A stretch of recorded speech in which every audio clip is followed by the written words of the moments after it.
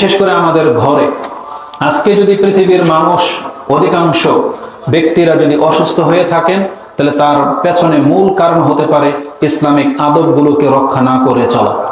আজকে যদি অধিকাংশ মানুষ যদি রোগাক্রান্ত হয়ে থাকেন, জাদুগ্রস্ত হয়ে থাকেন, অথবা যদি বদনজরের শিকার হয়ে থাকেন, এর পেছনে মূল কারণ হচ্ছে ইসলামিক আদবগুলোকে রক্ষা না করে চলা। এমনও হতে পারে কিয়ামতের মাঠে আমরা সারশূন্য হয়ে যাব, নেকির কোনো অস্তিত্ব থাকবে না, শুধুমাত্র ইসলামিক আদবগুলোকে গুরুত্ব না দেওয়ার কারণে। এমনও হয়ে হচ্ছে যে আমরা প্রতিনিয়ত অন্যের সাথে আচরণগত দিক থেকে কত মন্দ চরিত্রের পেশ হই, এটা হয়েছে মূলত ইসলামিক আদবগুলোকে গুরুত্বের সাথে না নেওয়ার কারণে। তো এই জন্য ইসলামিক আদবগুলো জানা আমাদের জন্য অত্যন্ত জরুরি। আর এই বিষয়টা সব থেকে বেশি জরুরি বড়দেরকে জানা।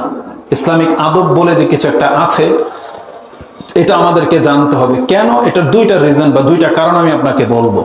প্রথমত হচ্ছে, যখন আপনি জানবেন না যে কোনটা আদব আর কোনটা বেআদব, যখন এটা কেউ না জানবে, তখন তিনি যখন তার মতো করে বিচার করেন, তখন সামনের ব্যক্তির আমল, আচরণ, আখলাক দেখে তখন সে মন্তব্য করে ফেলবে যে এই লোকটা বেআদব বা সে আদব কায়দা জানে না, এবং তার সম্পর্কে একটা বিরূপ ধারণা জন্মাবে।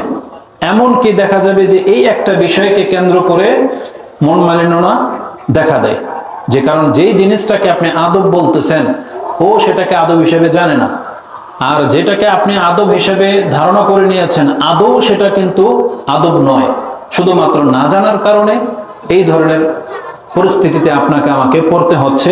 এই জন্য আমাদেরকে জানতে হবে যে আসলে ইসলামিক আদবগুলো কি।